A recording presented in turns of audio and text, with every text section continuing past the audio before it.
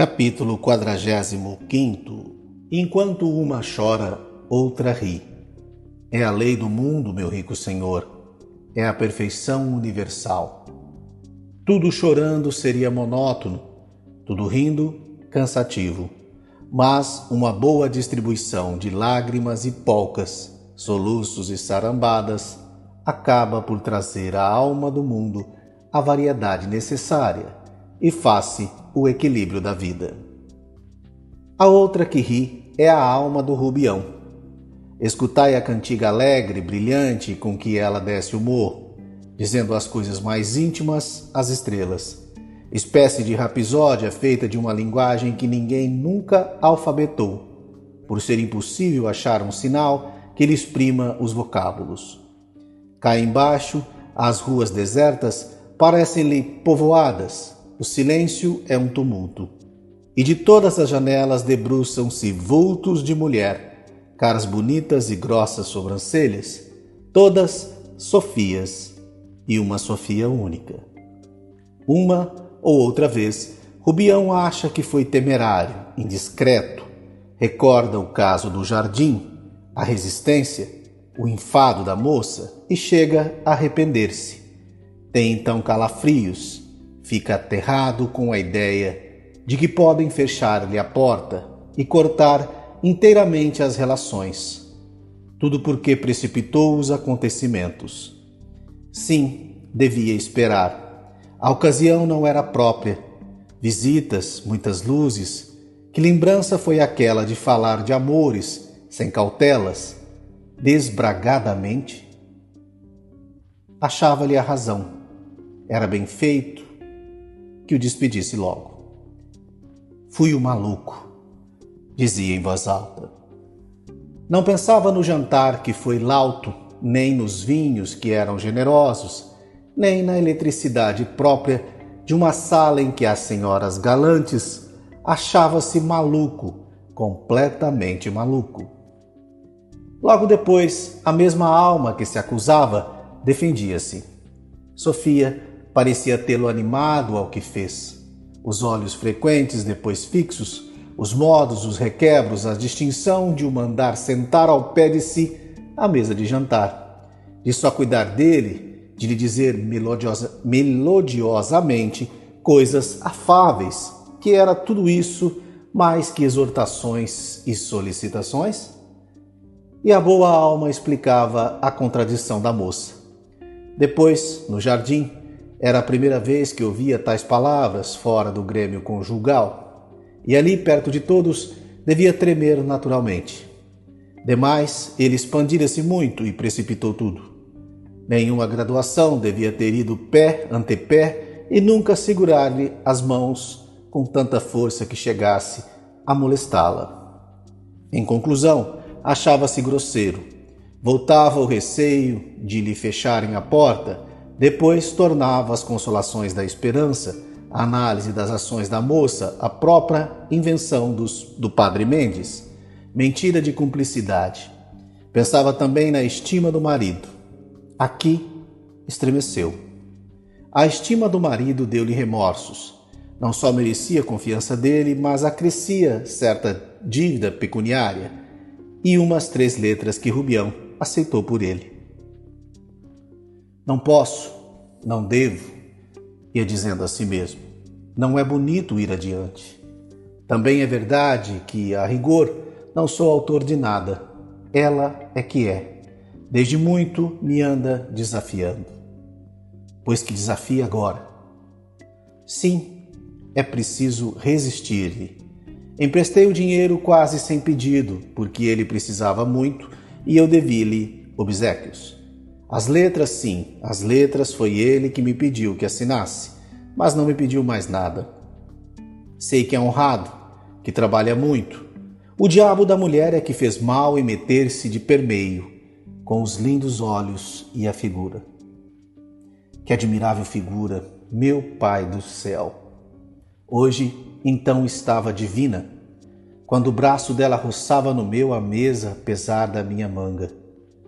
Confuso, incerto, ia a cuidar na lealdade que devia ao amigo, mas a consciência partia-se em duas, uma increpando a outra explicando-se e ambas desorientadas.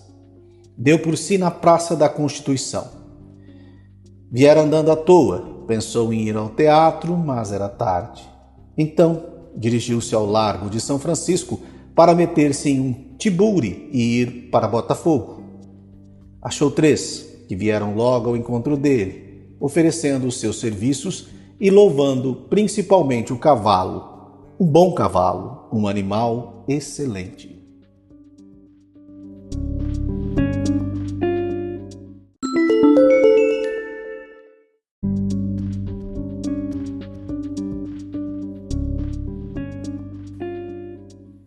Capítulo 46. O rumor das vozes e dos veículos acordou um mendigo que dormia nos degraus da igreja. O pobre diabo sentou-se, viu o que era, depois tornou a deitar-se, mas acordado, de barriga para o ar, com os olhos fitos no céu. O céu fitava-o também, impassível como ele, mas sem as rugas do mendigo, nem os sapatos rotos, nem os andrajos, um céu claro, estrelado, sossegado, olímpico, tal qual presidiu às bodas de Jacó e ao suicídio de Lucrécia. Olhavam-se numa espécie de jogo do siso, com um certo ar de majestades rivais e tranquilas, sem arrogância nem baixeza, como se o mendigo dissesse ao céu: afinal não me hás de cair em cima, e o céu: nem tu me hás de escalar.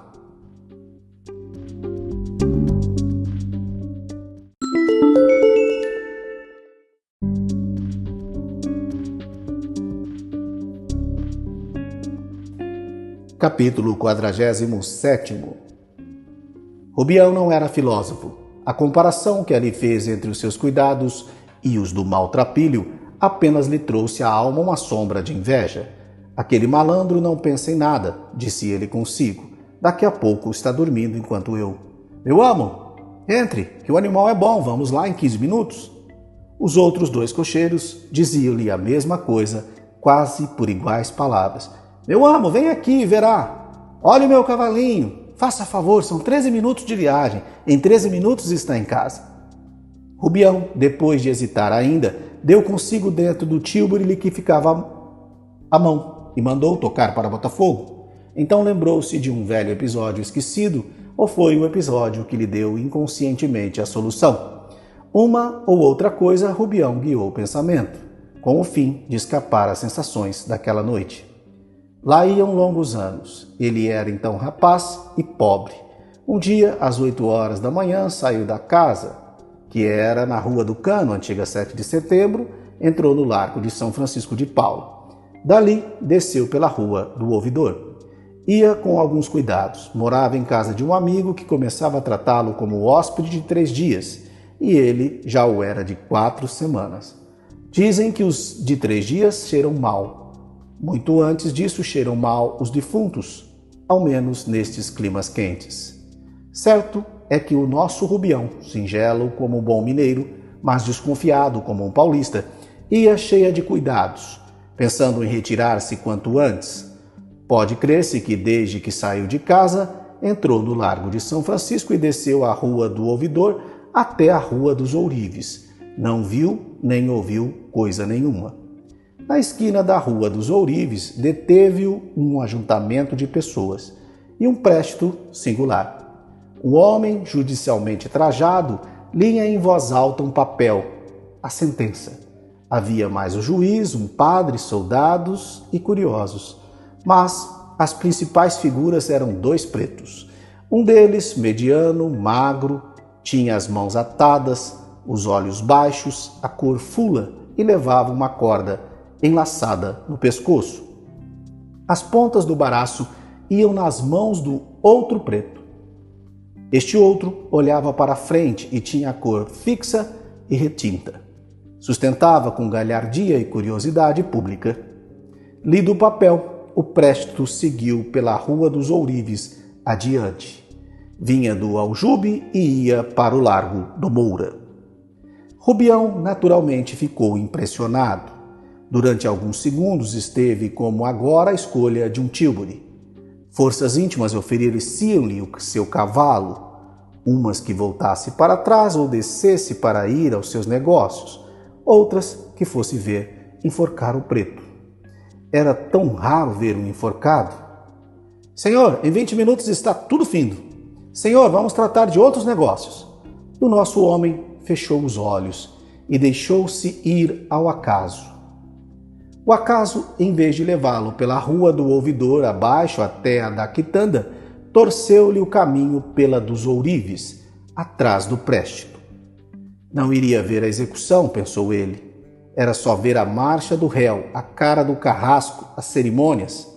Não queria ver a execução. De quando em quando parava tudo. Chegava gente às portas e janelas e o oficial de justiça relia a sentença. Depois, o préstito continuava a andar com a mesma solenidade. Os curiosos iam narrando o crime, um assassinato em mata-porcos.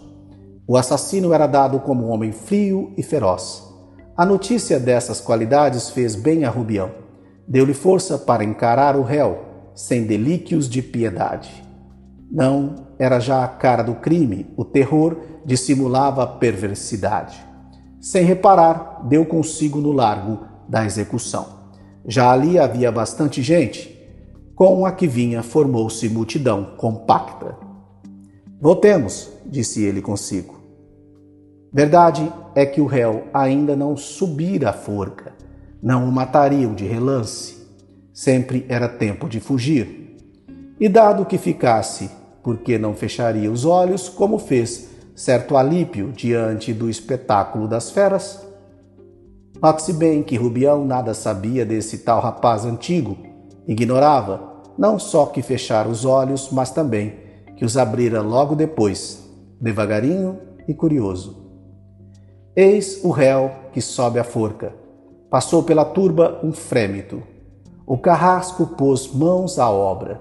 Foi aqui que o pé direito de Rubião descreveu uma curva na direção exterior, obedecendo a um sentimento de regresso.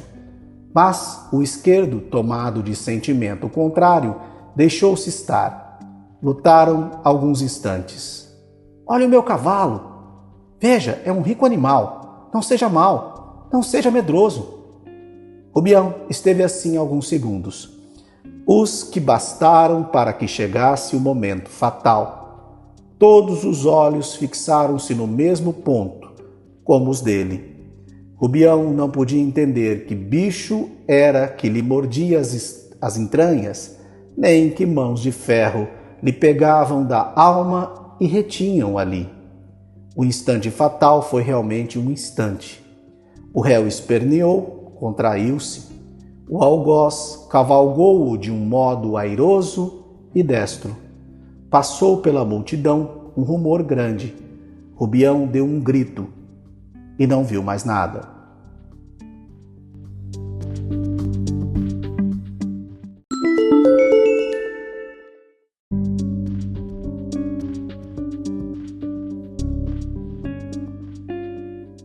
Capítulo 48. Vossa Senhoria há de ter visto que o cavalinho é bom. Rubião abriu os olhos, meio fechados, e deu com o cocheiro que sacudia ao de leve a pontinha do chicote para espertar o animal. Interiormente zangou-se com o homem que o veio tirar de recordações antigas. Não eram belas, mas eram antigas. Antigas e enfermeiras, porque lhe davam a beber um elixir que de todo parecia curá-lo do presente. E vai o cocheiro empurra-o e acorda-o.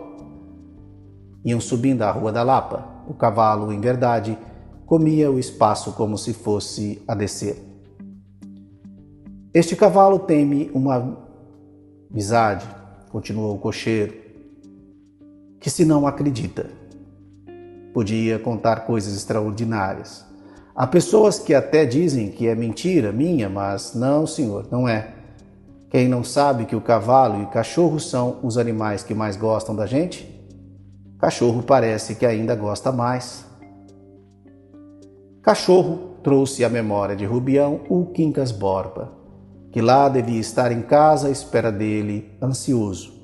Rubião não esquecia a condição do testamento, jurava cumpri-la à risca. Convém dizer que, de envolta com o receio de vê-lo fugir, entrava o de vir a perder os bens. Não valiam afirmações do advogado. Não há, dizia-lhe este, não há no testamento cláusula reversível para outrem. No caso de fuga do cachorro, os bens não podiam sair-lhes das mãos. Que lhe importava a fuga se era até melhor, um cuidado a menos? Rubião aceitava aparentemente a explicação, mas lá ficava a dúvida. O exemplo de longas demandas, a variedade das opiniões jurídicas sobre uma só matéria, a ação de algum invejoso ou inimigo e o que resumia tudo, o terror de ficar sem nada.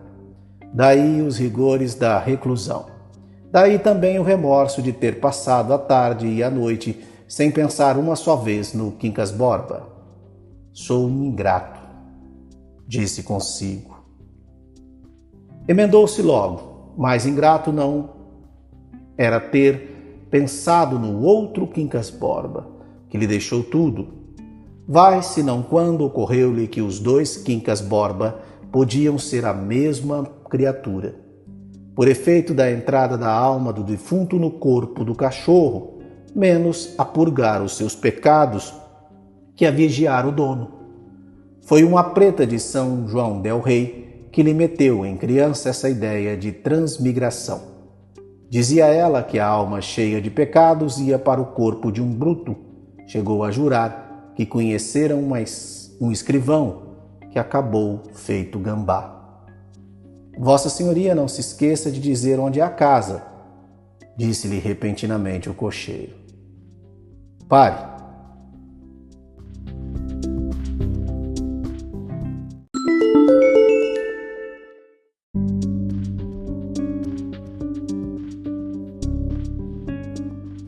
Capítulo 49. O cão ladrou de dentro, mas logo que Rubião entrou, recebeu-o com grande alegria, e por mais importuno que fosse, Rubião desfez-se em carícias. A possibilidade de estar ali o testador dava-lhe arrepios. Subiram juntos a escada de pedra. Ali ficaram por alguns instantes, à luz do lampião que Rubião mandara deixar aceso. Rubião era mais crédulo do que crente. Não tinha razões para atacar nem para defender nada. Terra eternamente virgem para se lhe plantar qualquer coisa. A vida da corte deu-lhe até uma particularidade. Entre incrédulos chegava a ser incrédulo. Olhou para o cão enquanto esperava que lhe abrissem a porta. O cão olhava para ele de tal jeito que parecia estar ali dentro o próprio e defunto Quincas Borba. Era o mesmo olhar imediativo do filósofo quando examinava negócios humanos. Novo arrepio, mas o medo, que era grande, não era tão grande que lhe atasse as mãos. Rubião estendeu-as sobre a cabeça do animal, roçando-lhe as orelhas e a nuca. Pobre Quincas Borba. Gosta do seu senhor, não gosta? Rubião é muito amigo de Quincas Borba. E o cão movia devagar a cabeça para a esquerda e para a direita, ajudando a distribuição das carícias, as duas orelhas pendentes. Depois levantava o queixo para que lhe coçasse embaixo e o dono obedecia. Mas então os olhos do cão, meio fechados de gosto, tinham um ar dos olhos do filósofo, na cama, contando-lhe coisas de que ele entendia pouco ou nada. Rubião fechava os seus. Abriram-lhe a porta. Despediu-se do cão, mas com tais carinhos que era o mesmo que pedir-lhe que entrasse. O criado espanhol incumbiu-se de o levar para baixo. Não lhe dê pancadas, recomendou Rubião. Não lhe deu pancadas, mas só a descida era dolorosa, e o cão amigo gemeu por muito tempo no jardim. Rubião entrou, despiu-se e deitou-se. Tinha vivido um dia cheio de sensações diversas e contrárias, desde as recordações da manhã e o almoço aos dois amigos, até aquela última ideia de metempsicose. Passando pela lembrança do enforcado e por uma declaração de amor não aceita, mal repelida, parece que adivinhada por outros. Misturava tudo. O espírito ia de um para outro lado, como uma bola de borracha entre as mãos de criança. Contudo, a sensação maior era a do amor. Rubião estava admirado de si mesmo e arrependia-se, mas o arrependimento era obra da consciência, ao passo que a imaginação não soltava por nenhum preço a figura da bela Sofia.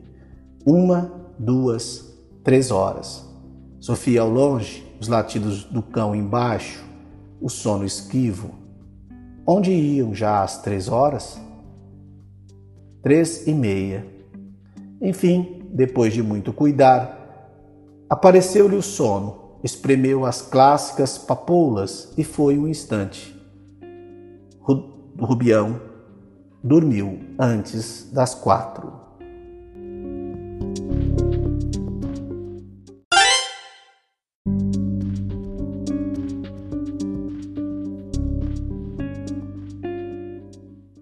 Capítulo 45. Enquanto uma chora, outra ri. É a lei do mundo, meu rico senhor. É a perfeição universal. Tudo chorando seria monótono, tudo rindo, cansativo. Mas uma boa distribuição de lágrimas e polcas, soluços e sarambadas acaba por trazer à alma do mundo a variedade necessária e faz-se o equilíbrio da vida. A outra que ri é a alma do Rubião. Escutai a cantiga alegre, brilhante com que ela desce o morro, dizendo as coisas mais íntimas às estrelas. Espécie de rapsódia feita de uma linguagem que ninguém nunca alfabetou, por ser impossível achar um sinal que lhe exprima os vocábulos. Cá embaixo, as ruas desertas parecem-lhe povoadas. O silêncio é um tumulto. E de todas as janelas debruçam-se vultos de mulher, caras bonitas e grossas sobrancelhas, todas Sofias e uma Sofia única. Uma ou outra vez, Rubião acha que foi temerário, indiscreto, recorda o caso do jardim, a resistência, o enfado da moça e chega a arrepender-se.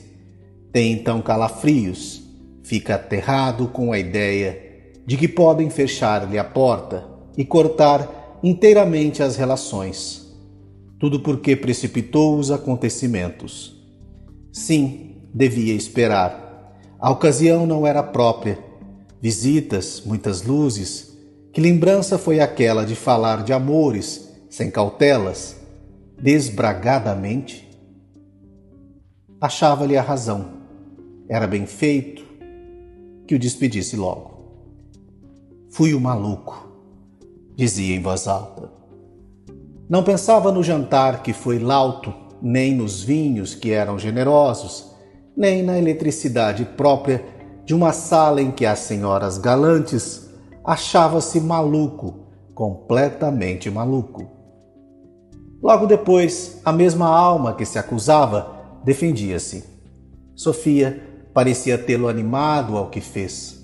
Os olhos frequentes, depois fixos, os modos, os requebros, a distinção de o mandar sentar ao pé de si à mesa de jantar, de só cuidar dele, de lhe dizer melodiosamente coisas afáveis, que era tudo isso mais que exortações e solicitações? E a boa alma explicava a contradição da moça. Depois, no jardim, era a primeira vez que ouvia tais palavras fora do grêmio conjugal, e ali, perto de todos, devia tremer naturalmente.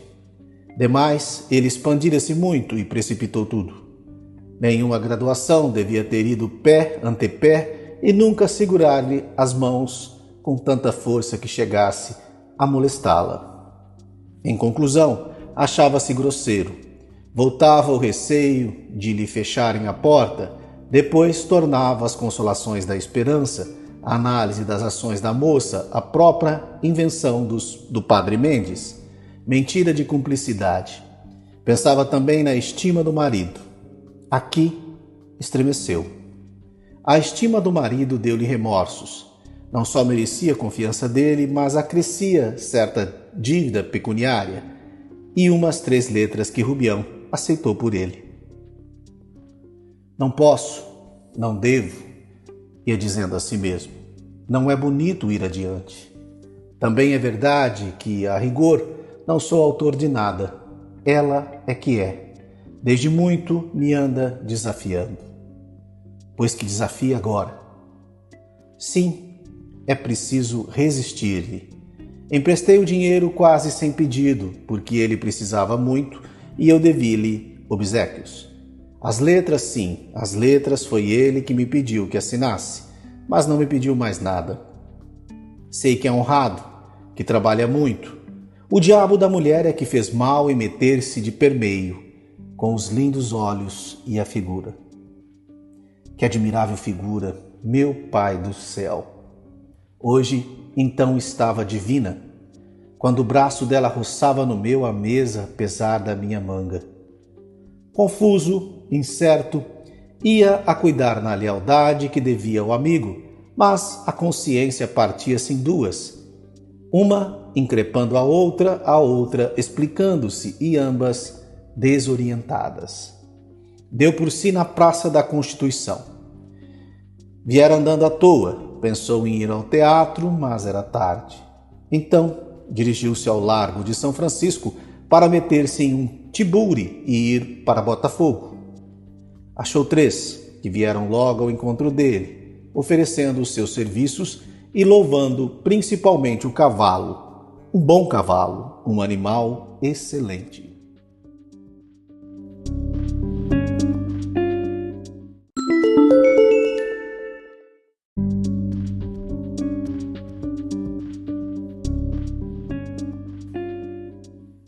Capítulo 46. O rumor das vozes e dos veículos acordou um mendigo que dormia nos degraus da igreja. O pobre diabo sentou-se, viu o que era, depois tornou a deitar-se, mas acordado, de barriga para o ar, com os olhos fitos no céu. O céu fitava-o também, impassível como ele, mas sem as rugas do mendigo, nem os sapatos rotos, nem os andrajos, um céu claro, estrelado, sossegado, olímpico, tal qual presidiu às bodas de Jacó e ao suicídio de Lucrécia.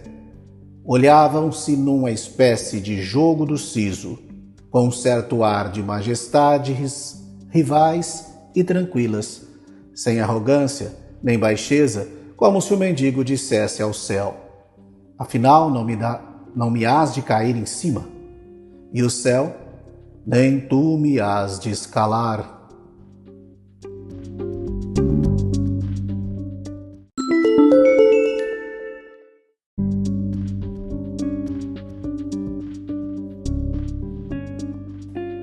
Capítulo 47. Rubião não era filósofo. A comparação que ali fez entre os seus cuidados e os do maltrapilho apenas lhe trouxe à alma uma sombra de inveja. Aquele malandro não pensa em nada, disse ele consigo. Daqui a pouco está dormindo enquanto eu. Meu amo, entre, que o animal é bom, vamos lá em 15 minutos. Os outros 2 cocheiros diziam-lhe a mesma coisa, quase por iguais palavras. Meu amo, vem aqui, verá. Olhe o meu cavalinho. Faça favor, são 13 minutos de viagem. Em 13 minutos está em casa. Rubião, depois de hesitar ainda, deu consigo dentro do tílburi que ficava à mão e mandou tocar para Botafogo. Então lembrou-se de um velho episódio esquecido, ou foi o episódio que lhe deu inconscientemente a solução. Uma ou outra coisa Rubião guiou o pensamento, com o fim de escapar às sensações daquela noite. Lá iam longos anos. Ele era então rapaz e pobre. Um dia, às 8 horas da manhã, saiu da casa, que era na Rua do Cano, antiga 7 de setembro, entrou no Largo de São Francisco de Paula. Dali, desceu pela Rua do Ouvidor. Ia com alguns cuidados. Morava em casa de um amigo que começava a tratá-lo como hóspede de 3 dias, e ele já o era de 4 semanas. Dizem que os de 3 dias cheiram mal. Muito antes disso cheiram mal os defuntos, ao menos nestes climas quentes. Certo é que o nosso Rubião, singelo como um bom mineiro, mas desconfiado como um paulista, ia cheia de cuidados, pensando em retirar-se quanto antes. Pode crer-se que desde que saiu de casa, entrou no Largo de São Francisco e desceu a Rua do Ouvidor até a Rua dos Ourives. Não viu nem ouviu coisa nenhuma. Na esquina da Rua dos Ourives, deteve-o um ajuntamento de pessoas e um préstito singular. Um homem judicialmente trajado lia em voz alta um papel, a sentença. Havia mais o juiz, um padre, soldados e curiosos. Mas as principais figuras eram dois pretos. Um deles, mediano, magro, tinha as mãos atadas, os olhos baixos, a cor fula e levava uma corda enlaçada no pescoço. As pontas do baraço iam nas mãos do outro preto. Este outro olhava para a frente e tinha a cor fixa e retinta. Sustentava com galhardia e curiosidade pública. Lido o papel, o préstito seguiu pela Rua dos Ourives adiante. Vinha do Aljube e ia para o Largo do Moura. Rubião naturalmente ficou impressionado. Durante alguns segundos esteve como agora a escolha de um tílburi. Forças íntimas ofereciam-lhe o seu cavalo, umas que voltasse para trás ou descesse para ir aos seus negócios, outras que fosse ver enforcar o preto. Era tão raro ver um enforcado. Senhor, em 20 minutos está tudo findo. Senhor, vamos tratar de outros negócios. O nosso homem fechou os olhos e deixou-se ir ao acaso. O acaso, em vez de levá-lo pela Rua do Ouvidor abaixo até a da Quitanda, torceu-lhe o caminho pela dos Ourives, atrás do préstito. Não iria ver a execução, pensou ele. Era só ver a marcha do réu, a cara do carrasco, as cerimônias. Não queria ver a execução. De quando em quando parava tudo. Chegava gente às portas e janelas e o oficial de justiça relia a sentença. Depois, o préstito continuava a andar com a mesma solenidade.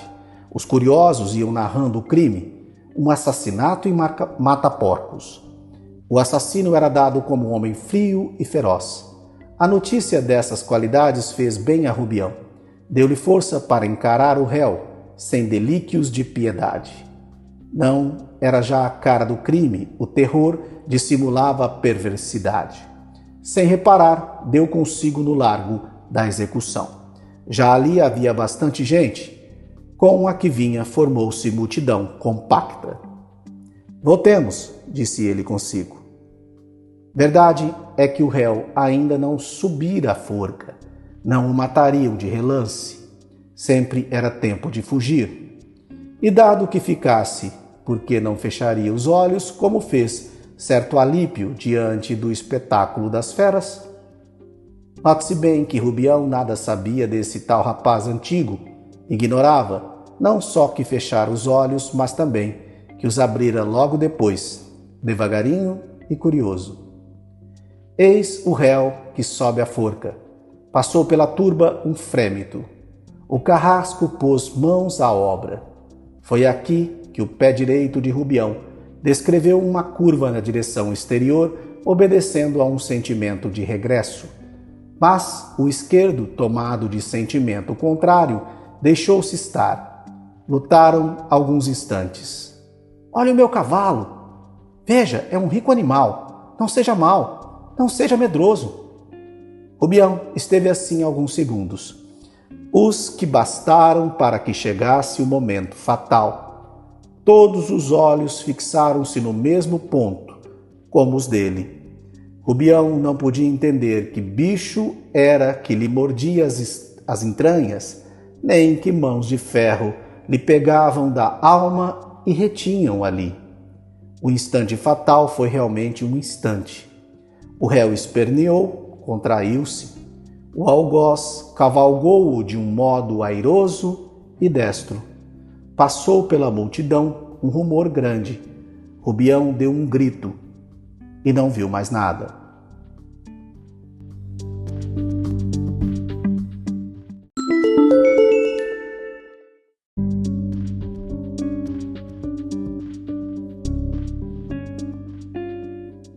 Capítulo 48.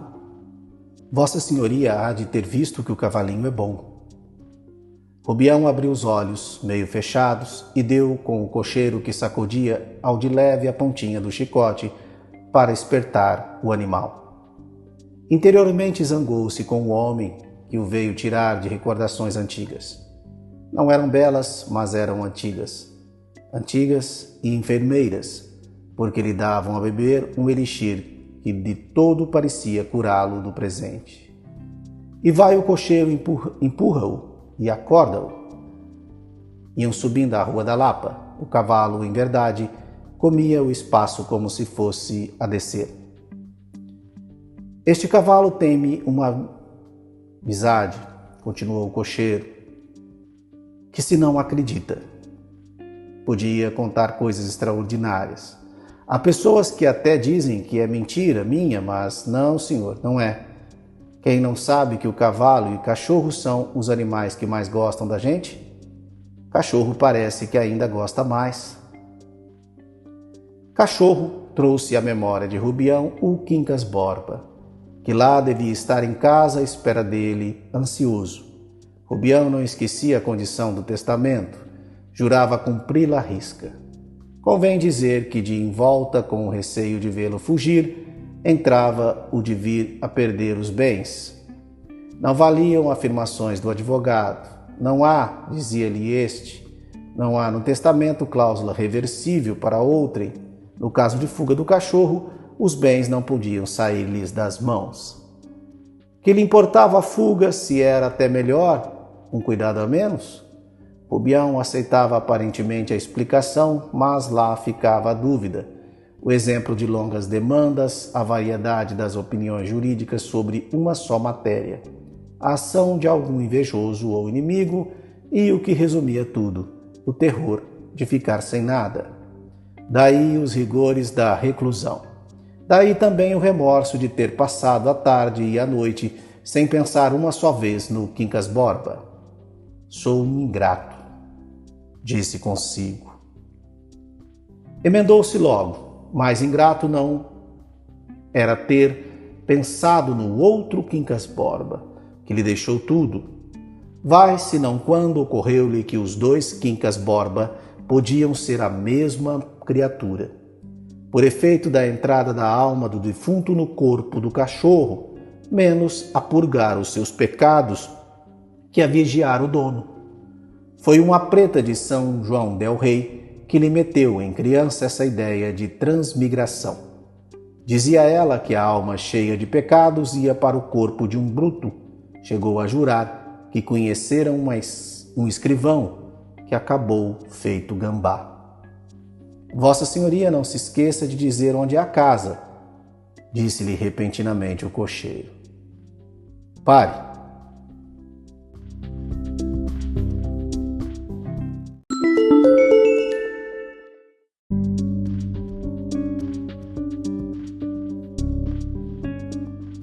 Capítulo 49. O cão ladrou de dentro, mas logo que Rubião entrou, recebeu-o com grande alegria, e por mais importuno que fosse, Rubião desfez-se em carícias. A possibilidade de estar ali o testador dava-lhe arrepios. Subiram juntos a escada de pedra. Ali ficaram por alguns instantes, à luz do lampião que Rubião mandara deixar aceso. Rubião era mais crédulo do que crente. Não tinha razões para atacar nem para defender nada.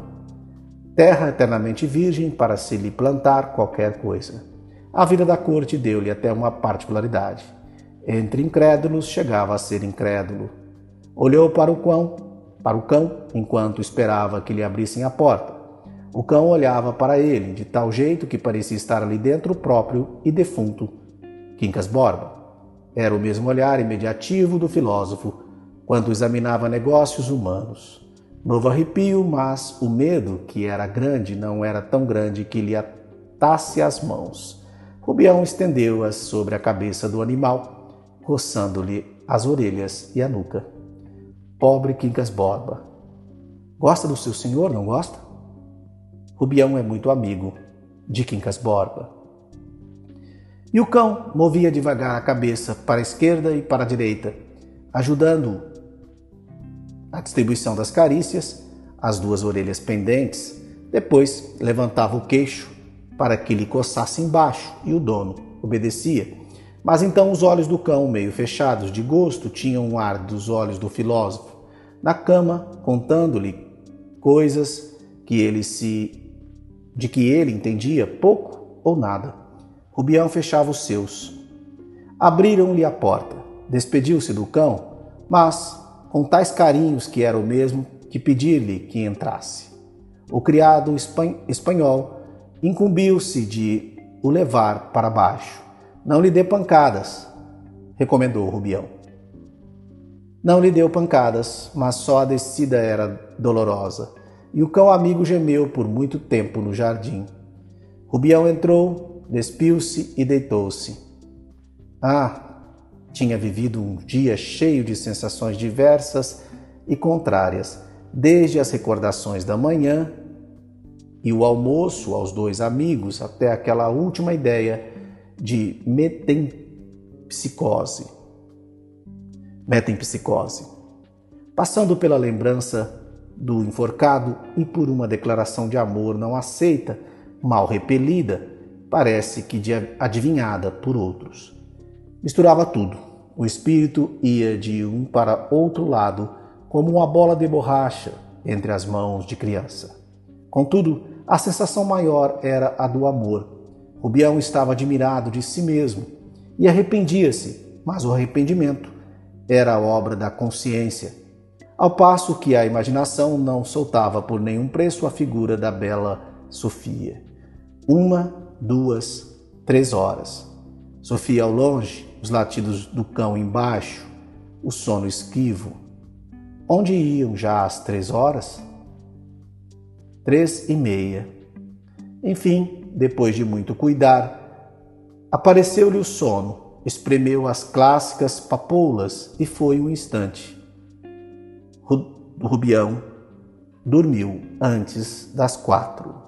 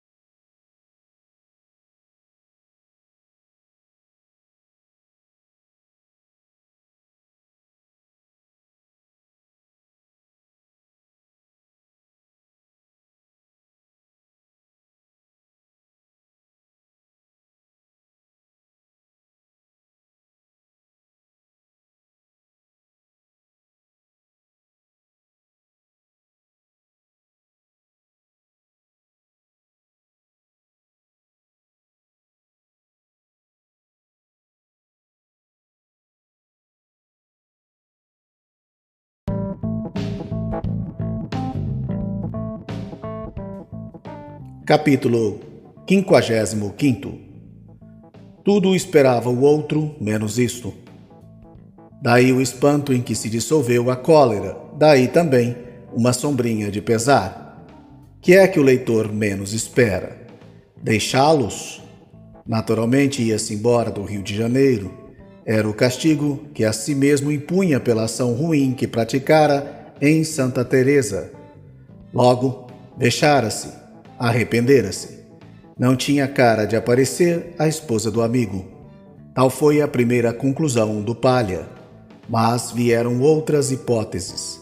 Por exemplo, a paixão podia persistir e a saída era um modo de afastar-se da pessoa amada.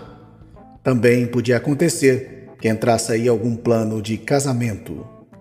A última hipótese trouxe à fisionomia do Palha um elemento novo, que não sei como chame. Desapontamento? Já o elegante Garrett não achava outro termo para tais sensações e nem por ser inglês, o desprezava. Vá, desapontamento. Misturem-lhe o pesar da separação. Não esqueçam a cólera que primeiro trovejou surdamente, e não faltará quem ache que a alma deste homem é uma colcha de retalhos. Pode ser. Moralmente, as colchas inteiriças são tão raras. O principal é que as cores, se não desmintam umas às outras, quando não possam obedecer à simetria e regularidade. Era o caso do nosso homem. Tinha o aspecto baralhado à primeira vista, mas, atentando bem, por mais opostos que fossem os matizes, lá se achavam a unidade moral da pessoa.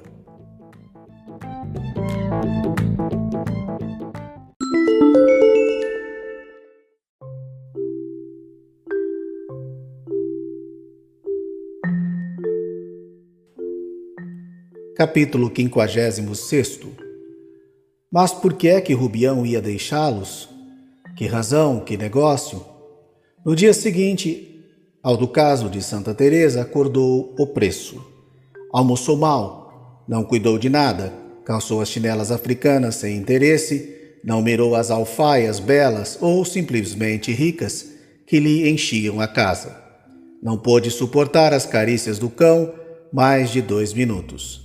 Tão depressa o recebeu na sala como o mandou embora. Ele é que enganou os criados e tornou a sala, mas tal foi o tabefe que recebeu na orelha que não repetiu os afagos. Estirou-se no chão com os olhos no amigo. Rubião estava arrependido, irritado, envergonhado. No capítulo 10º deste livro ficou escrito que os remorsos deste homem eram fáceis, mas de pouca dura. Faltou explicar a natureza das ações que os podiam fazer curtos ou compridos. Lá tratava-se daquela carta escrita pelo finado Quincas Borba, tão expressiva do estado mental do autor e que ele ocultou do médico, podendo ser útil à ciência ou à justiça. Se entrega a carta, não teria remorsos, nem talvez legado. O pequeno legado que então esperava do enfermo. No caso presente, era uma tentativa de adultério. Certo que ele suspirava muito e tinha ímpetos interiores, mas foi só a animação indiscreta da moça e a própria excitação do momento que o levou a fazer a declaração repelida. Passados os vapores da noite, não era só vexame que sentia, mas também remorsos. A moral é uma, os pecados são diferentes. Saltemos por cima de tudo o que ele sentiu e pensou durante os primeiros dias. Chegou a esperar alguma coisa no domingo, um bilhete como o do anterior, com morangos ou sem eles. Na segunda-feira estava determinado a ir a Minas para passar uns 2 meses. Tinha necessidade de restaurar a alma aos ventos de Barbacena. Não contava com o Dr. Camacho. Deixaram-os? Perguntou finalmente o Palha. Creio que sim. Vou a Minas. Camacho, voltando da janela, sentou-se na cadeira em que estivera antes. Que Minas? Disse ele sorrindo. Deixa-se de Minas por hora. Lá irá quando for preciso, e não se demorará muito que o seja. Palha não ficou menos admirado das palavras deste que as dos outros. Donde surgira semelhante homem, com ar de dominar o rubião? Olhou para ele. Era pessoa de estatura média, rosto estreito, pouca barba, queixo comprido, orelhas de pavilhão largo e aberto. Foi tudo o que pôde observar rapidamente. Viu também que a roupa era fina, sem luxo, e que os pés não estavam mal calçados. Não examinou os olhos, nem o sorriso, nem as maneiras. Não chegou a reparar no princípio de calva, nem nas mãos magras e cabeludas.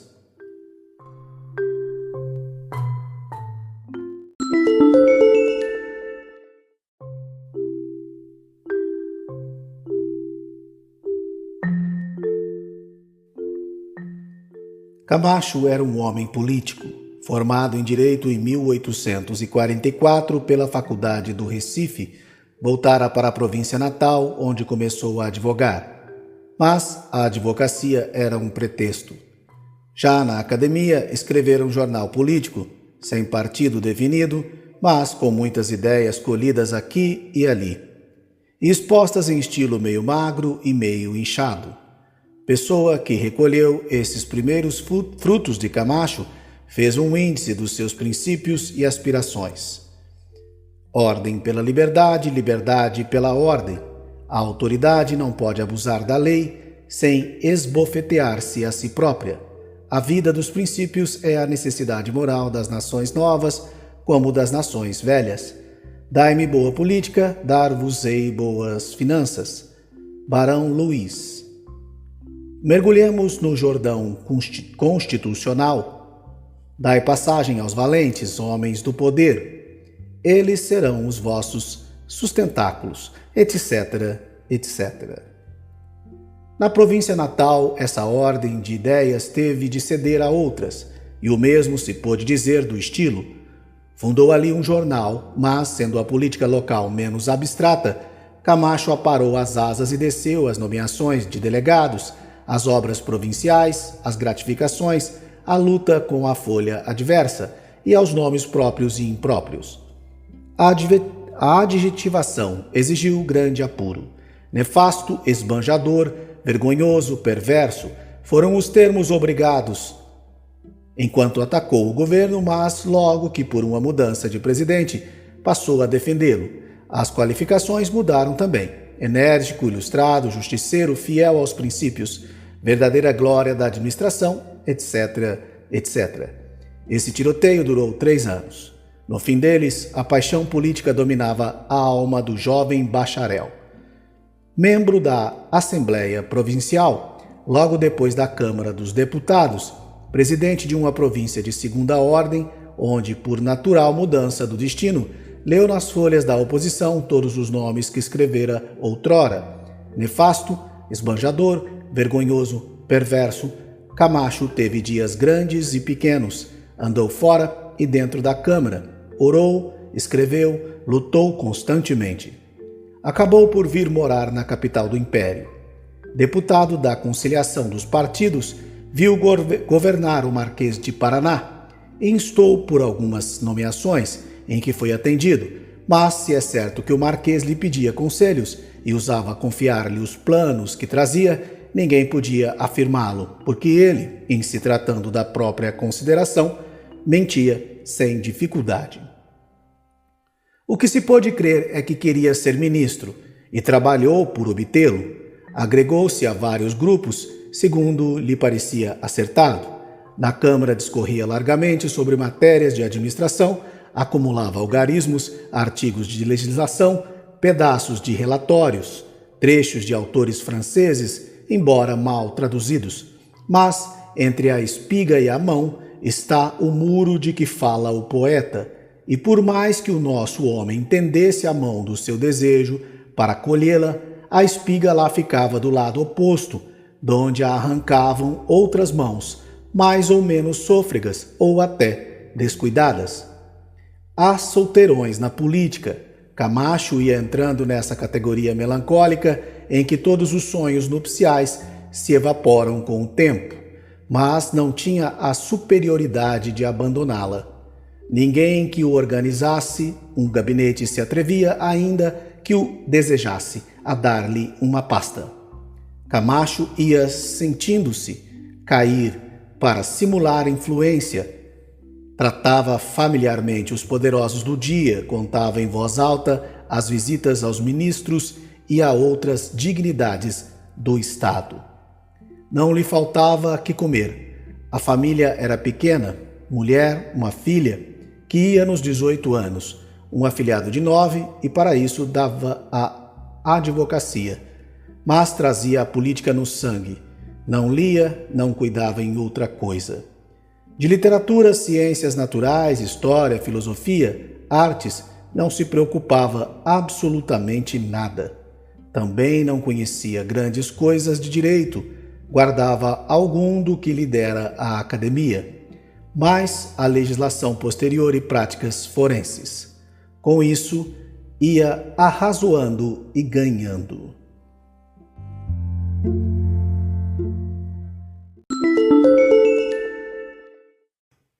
Capítulo 58. Dias antes, indo passar a noite em casa de um conselheiro, viu ali Rubião. Falava-se da chamada dos conservadores ao poder e da dissolução da Câmara. Rubião assistira à reunião em que o Ministério Itaboraí pediu os orçamentos. Tremia ainda ao contar as suas impressões, descrevia a Câmara, tribunas, galerias cheias, que não cabia um alfinete, o discurso de José Bonifácio, a moção, a votação. Toda essa narrativa nascia de uma alma simples, era claro. A desordem dos gestos, o calor da palavra, tinham a eloquência da sinceridade. Camacho escutava-o atento.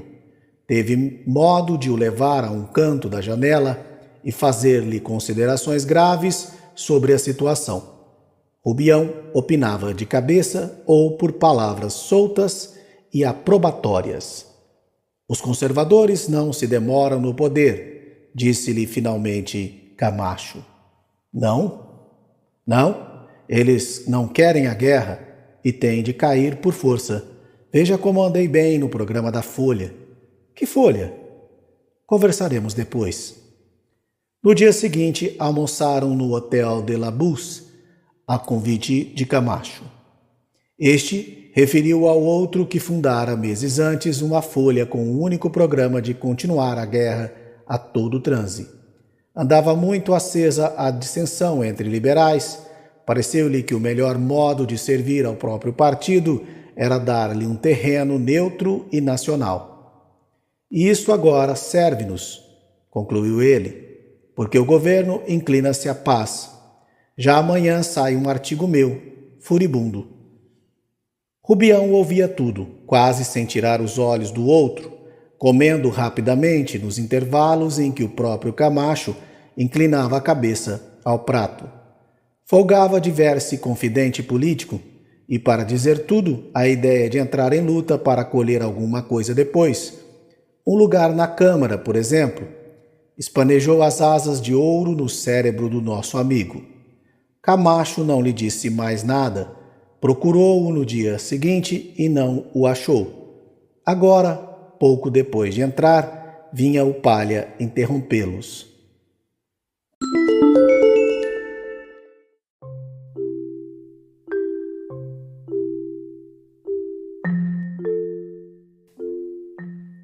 Capítulo 59. Sim, mas eu preciso ir a Minas, teimou Rubião. Para quê? Perguntou Camacho. Palha fez-lhe igual pergunta. Para que iria a Minas, salvo se era negócio de pouco tempo? Ou já estava aborrecido da corte? Não, aborrecido não estou, ao contrário. Ao contrário, gostava muito dela. Mas a terra natal, por menos bonito que seja, um lugarejo, dá saudades a gente. Ainda mais quando a pessoa veio de lá, homem. Queria ver Barbacena. Barbacena era a primeira terra do mundo. Durante alguns minutos, Rubião pôde subtrair-se à ação dos outros. Tinha terra natal em si mesmo. Ambições, vaidades da rua, prazeres efêmeros. Tudo cedia ao mineiro saudoso da província.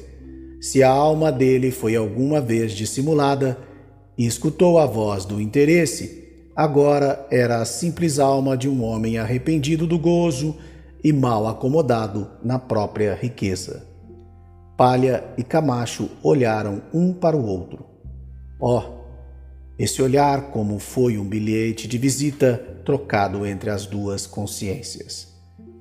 Nenhuma disse o seu segredo, mas viram os nomes no cartão e cumprimentaram-se. Sim, era preciso impedir que o Rubião saísse. Minas podia retê-lo. Concordaram que lá fosse, mas depois, alguns meses depois, e talvez o Palha fosse também. Nunca vira Minas, seria excelente ocasião. O senhor? Perguntou Rubião. Sim, eu. Há muito que desejo ir a Minas e a São Paulo. Olhe, há mais de ano que estivemos, vai, não vai. Sofia é companheira para estas viagens. Lembra-se quando nos encontramos no trem da Estrada de Ferro? Vínhamos de Vassouras, mas este projeto de Minas nunca nos deixou. Iremos os três. Rubião agarrou-se às eleições próximas, mas aqui interveio Camacho, afirmando que não era preciso, que a serpente devia ser esmagada cá mesmo na capital. Não faltaria tempo depois para ir matar saudades e receber a recompensa. Rubião agitou-se no canapé. A recompensa era, com certeza, o diploma de deputado. Visão magnífica, ambição que nunca teve, quando era um pobre diabo. Ei-la que o toma, que lhe aguça todos os apetites de grandeza e de glória. Entretanto, ainda insistiu por poucos dias de viagem e, para ser exato, devo jurar que o fez sem desejo de que lhe aceitassem a proposta. A lua estava então brilhante. A enseada, vista pelas janelas, apresentava aquele aspecto sedutor que nenhum carioca pode crer que exista em outra parte do mundo. A figura de Sofia passou ao longe, na encosta do morro, e diluiu-se no luar. A última sessão da Câmara, tumultuosa, ressoou aos ouvidos de Rubião. Camacho foi até a janela e voltou logo. Mas quantos dias? Perguntou ele. Isso é que não sei, mas poucos. Em todo caso, amanhã conversaremos. Camacho despediu-se. Palha ficou ainda alguns instantes para dizer-lhe que seria esquisito voltar a Minas sem que eles liquidassem as contas. Rubião interrompeu-o. Contas? Quem lhe pedia contas? Bem se vê que o senhor não é homem de comércio, redarguiu Cristiano. Não sou, é verdade, mas as contas pagam-se quando se pode. Entre nós tem sido isto, ou quem sabe? Seja franco, precisa de algum dinheiro? Não preciso, obrigado. Tenho que propor um negócio, mas há de ser mais demoradamente. Vim vê-lo para não botar anúncios nos jornais. Desapareceu um amigo por nome Rubião, que tem um cachorro. Rubião gostou da facécia. Palha saiu e ele foi acompanhá-lo até a esquina da rua Marques de Abrantes. Ao despedir-se, prometeu visitá-lo em Santa Teresa, antes de ir a Minas.